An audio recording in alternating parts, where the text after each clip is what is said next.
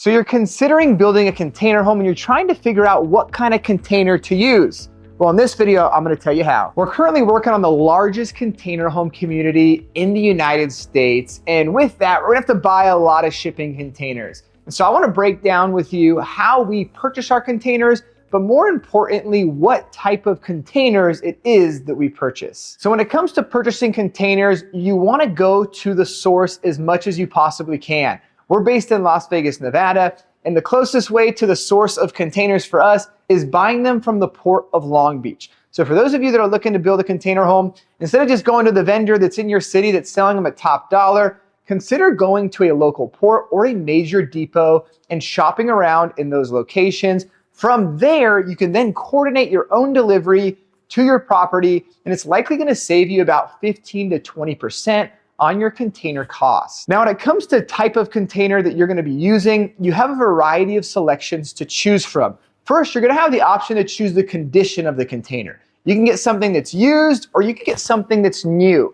Now, we've played in both camps. We've used containers, we've used new containers, and from my experience, the best way to go is to use new containers. The reason I say that is you can see right here, we're inside of a brand new container. The flooring is basically flawless.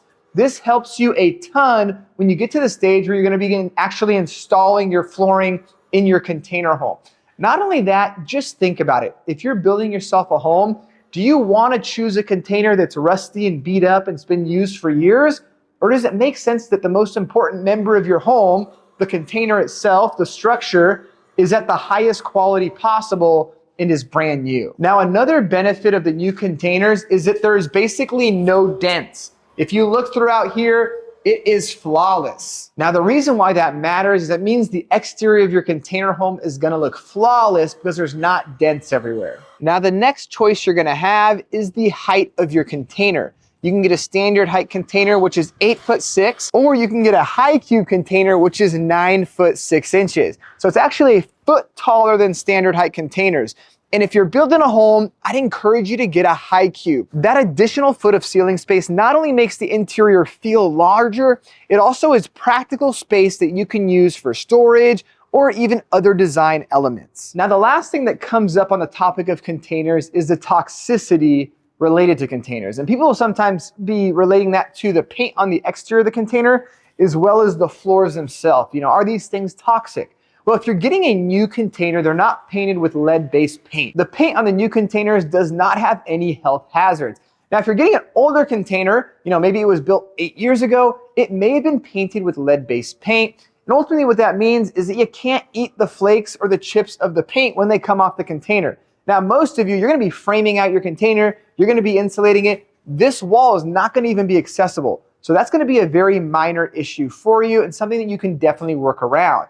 Now, when it comes to your container floors, of course, pesticides are applied to these floors. These units are used for shipping. They don't want animals and critters getting into these shipping containers. They wanna preserve whatever's on the inside of them. So they do apply pesticides. But I wanna explain to you how it works. In most applications, the pesticides that are applied are absorbed into the flooring itself, and they're only harmful if the flooring is ingested. Now, most of us, of course, we're not gonna go around eating flooring, so the only way that can happen is if you're sanding your floors, all the dust is coming up, and then you're breathing it in. So be aware of that. But at the end of the day, you're gonna be fine with your floors. You're building a container home and you're about to put flooring over the entire top of it. Now, if you do have concerns, I do encourage you on your shipping container, which actually, let's go show you a container door. I'm gonna show you how you can determine what the level of toxicity is on the flooring. So right here is a CSC label. Now, these are on the doors of any shipping container that you're gonna be purchasing, and they have a lot of crucial information on them. So let's take a look. So you can see right here is a lot of information related to its structural strength. It's gonna tell you the stacking load of the container, basically how much weight it can hold on the inside of it, as well as how much weight can be held on top of it. Now, over here is actually exactly what we were looking at with the flooring. So you can see timber component treatment is tellurium, some crazy word.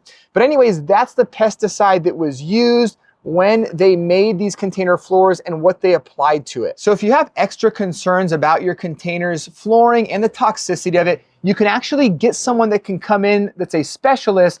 They can actually take a sample of your flooring. They'll take a piece of the flooring, they'll run tests on it, and they'll be able to determine if this type of toxicity is something that's only an issue if it's inhaled, if it's eaten, or if it's actually a real issue that, if it gets too hot, the vapors are gonna go in the air. But what I'm telling you is more often than not, you're gonna see this one or radidium, or I forget all the crazy names they got, but we've had people come and literally test the container floors, and every single time they've always said if it's ingested, it's a problem. If it's not ingested, you're in good shape. Now, this is something that local building requirements may want from you.